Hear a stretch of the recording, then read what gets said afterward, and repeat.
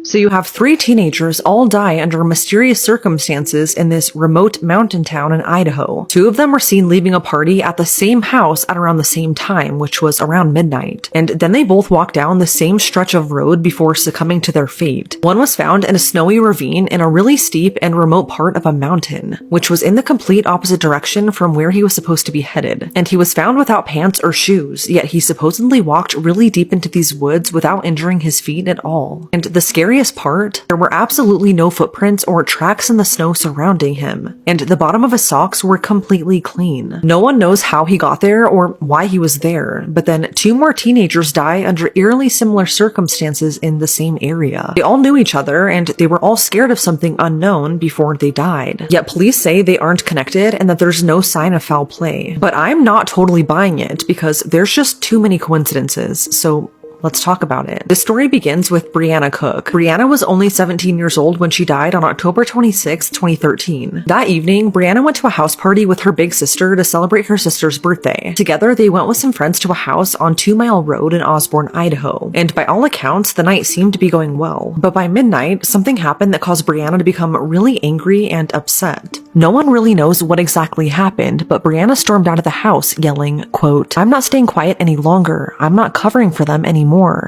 End quote. Because it was midnight and super cold out, Brianna's sister and her friends went after her and picked her up off the stretch of road leading away from the party house. They ended up dropping her off at their dad's house in Pinehurst, and within the next hour, Brianna would be dead. At around 1 a.m., Brianna's dad discovered a horrific scene in his bathroom. There was Brianna hanging from an extension cord in their tiny shower. So needless to say, he called the police, and they initially treated her death as a suicide. But what's horrible is that they didn't ever contain or close off the scene, so any potential evidence was either lost or destroyed, as so many people came in and out of that bathroom. There were a few things, though, that immediately stood out as wrong to not only Brianna's family, but also to the coroner who was called in to investigate the scene. The coroner's name was Dave Roos, and he plays a really big part in all 3 of the stories that I'm going to tell you. So, like I said, Brianna was found hanging from an extension cord, but this cord was tied in a series of really tight and complicated knots that her family says that she wouldn't know how to do. The thing about Brianna was that she didn't know how to tie anything, like not even her own shoes. I guess she never learned how to do it, so she never tied anything, yet somehow, now she was found hanging from an extension cord that was tied multiple times in some pretty hard knots. That didn't seem to make sense. Then came the autopsy findings. So the autopsy said that Brianna suffered from asphyxia due to hanging by ligature, but she also had a blunt impact on her forehead that caused a major contusion. And according to the coroner Dave, he said it was really obvious just by looking at her that she was hit by something in the head. He said there was a huge goose egg on her forehead, and after investigating, he said the injury came from some sort of circular metal object. Evidence shows that Brianna was on her knees when she died, but when her dad found her, she was hanging. Other odd things found were some bruises to her knees and injuries to her fingers, legs, and to her lower lip, which didn't really line up with how she died. Coroner Dave says her injuries were more consistent with being assaulted than from hanging. He also said that right when he arrived on scene to investigate what happened to Brianna, he immediately felt like something was not right with the situation. Regardless, though, authorities ruled Brianna's death as a suicide, and they closed the case. They didn't believe that foul play was involved, but her family refused to believe that finding. Instead, they took matters into their own hands and began investigating themselves. On January 11th, 2014, so a few months after Brianna died, her sister went back to the party house on 2 Mile Road since something obviously happened there that night that at the very least made Brianna upset. When she was there, she asked if anyone knew anything about her death or why she left angry that night, but nobody had any answers. At one point during the conversation, 18-year-old Dylan Parker came into the room and asked what was going on. The people there told him that everything was fine and to just leave and go back out of the room, so he did. And this is where the story takes a disturbing turn, because just a few hours later, Dylan himself would also be dead. So that evening, Dylan was at the same house on 2 Mile Road where Brianna stormed off from, and later ended up dead. He was there that night, just like Brianna, for a house party. At this party, there was a lot of alcohol and drugs going around, and at midnight, Dylan called his mom and asked her to come and pick him up. It was a really snowy and cold night, and his mom was pretty upset with him for drinking underage. But ultimately, she just wanted Dylan to get home safe. So on the phone, Dylan told her that he left the party and was now walking to a nearby gas station just south of the house. It was literally less than a mile away, and Dylan grew up in the area, so he knew this route like the back of his hand. He told his mom he was walking straight there, which wasn't hard to do because it was pretty much the direction towards town. So there was a bunch of street lights and city lights and all of that. They ended up hanging up as his mom mom was already in the car and on her way there. But just a few minutes later, she gets another call from Dylan. This time when she answered, Dylan was scared and very panicky. He just kept asking her where she was because he was scared, and she told him that she was literally just a minute away. But by the time she got to the gas station, Dylan was nowhere to be found. She tried calling him several times, but at this point, his phone had been turned off. His mom asked the gas station attendant if they'd seen Dylan, but they said no. And then she spent the next 30 minutes driving around and yelling out of her window for her son. But it was like he just vanished into thin air. Dylan's mom knew something was really wrong, so she immediately reported him missing to the police, which kickstarted a massive search for him. They scoured the entire area looking for him, and they also interviewed the people at the party house on 2 Mile Road. But everyone there said that Dylan seemed okay when he left, and that he left because his mom was coming to pick him up. Nothing out of the ordinary, yet there was no trace of Dylan. No footprints or tracks in the snow surrounding the party house, just nothing. Then, 10 days later, his body would be found, but it was found in an area where there's really no explanation on how he got there. So on the evening of January 21st, 2014, a couple of people were out riding their ATVs in a really remote mountainy area north of the party house when they crashed. Their ATV slid down this really steep and rocky hill, and since it was pitch black outside, they decided to just come back the next morning to try and find it, so that's what they did. But as they were looking for their ATV the next day, they also stumbled across Dylan's frozen body. This was in the 2 Mile Gulch area, so super remote, really rocky terrain, and it was also uphill pretty far away from the party house. He was found in a snowy ravine with no pants and no shoes, just socks on his feet. And this is the part of the story that is really strange and honestly disturbing. So Dylan's entire body was covered in injuries, which police say were consistent with stumbling through the woods. But the weird part is that Dylan had no injuries at all to his feet, which you would think he would have at least some scratches if he had really walked that far into the woods with no shoes. And even creepier is the fact that the bottom of his socks were completely clean. No sign of any snow, slush, or dirt, just spotless. This has led many people to question how exactly he got to where he was found with clean socks and no damage to his feet. According to the autopsy report, Dylan died from hypothermia with alcohol and drugs as a contributing factor. So police think that he somehow walked to where he was found, and that's when he took off his pants and shoes. But the weird part is that his pants and shoes have never been found. If what police say happened actually happened, those two items would at least be in that same vicinity, but they weren't. And perhaps the most disturbing detail of all is that when Dylan was found, there were no footprints or tracks in the snow surrounding him at all. It reportedly didn't snow there from when Dylan went missing to when he was found, and the temperature wasn't warm enough to have melted some of the snow or potential tracks away. So in theory, any tracks that Dylan would have left on his way up the mountain to where he was found should have still been there. But there were none, so that leaves one major question. How did Dylan get to that exact spot on the mountain, and why? Some wonder if Dylan was being chased into the woods, or maybe if he was forced into them with no clothes as a prank, maybe from someone at the party that night. That would explain why he called his mom for a second time so scared that night. Some wonder if he was carried into the woods since his socks were completely clean, but again, you'd think there would be other tracks or footprints in the snow if that were the case. One thing that his mom just doesn't understand is how he ended up on that mountain. This was in the complete opposite direction as the gas station and away from all of the city lights. Like I said, he knew this area extremely well after having grown up there, so it just doesn't make sense why he would willingly go in the opposite direction where it was pitch black towards the mountain. Dylan's case was quickly closed though. Police are firm in the fact that there were no signs of foul play and that he just accidentally died of hypothermia. I don't think anyone is questioning the fact that he froze to death, but it just seems unlikely that he wandered up there on his own. But it wasn't until Dylan's death that Brianna's family started questioning if they were possibly connected. I mean, both Dylan and Brianna died after leaving the same house on 2 Mile Road. They both left at around the same time, which was midnight, and they both walked down that same stretch of road to their fate. I know how they died is drastically different, but what are the odds that Dylan would go missing and die just a few hours after Brianna's family went to that party house questioning what they knew? Dylan was there and was wondering what was going on when the owners of the house told him everything was fine and to leave the room. And then just a few hours later, as we all know, he would mysteriously die too. That just does not sit right with me at all. Brianna was apparently super outspoken against suicide and told her family that she would never do that to them. So it's left many wondering what happened at and immediately after those parties. Dylan's mom thinks these two cases are connected, and she since hired a PI to investigate. Just when things couldn't get any stranger though, just a few months later, another teenager would be found dead. Coroner Dave Roos got the call that he was never expecting. It was the police, and they said, quote,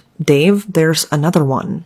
End quote. On April 29th, 2014, 19-year-old Ashley Sullivan was found hanging from a tree in Kootenai County, Idaho. She was found hanging from a tow strap rope, something she didn't even have access to. Ashley knew both Dylan and Brianna as they all went to the same high school together, and she was just shocked by their untimely deaths. Just before she died, Ashley told her mom that she was scared of something, but she never said what. But when Coroner Dave investigated the scene, one thing immediately stood out to him. There in the middle of Ashley's forehead was a massive wound, just like Brianna's. Dave said it was actually almost identical to Brianna's, so much so that if you lined up their foreheads, you wouldn't be able to tell who was who. Even though this was a clear injury, this was never officially noted in her autopsy report, which was odd to Dave. Ultimately though, and seemingly without any investigation, Ashley's death was ruled a suicide. And just like the other two, her case was quickly closed. Just a few weeks after Ashley was found dead, Coroner Dave was unexpectedly fired. He thinks it's because he was very vocal about believing all three cases were somehow connected and that something really sinister was going on. Simply put, he thinks he was fired because he refused to keep quiet like authorities wanted. And Dave went on the record to say, quote, "If you want to commit murder, do it in Shoshone County. You'll get away with it." End quote. So as of today, all three cases are closed, and according to police, no foul play is suspected. They believe that alcohol and drugs were a contributing factor to these cases, even though both Brianna and Ashley didn't seem like they were going to end their lives like that. But it's now been 11 years, and whatever happened to all of those teenagers in Idaho remains a mystery.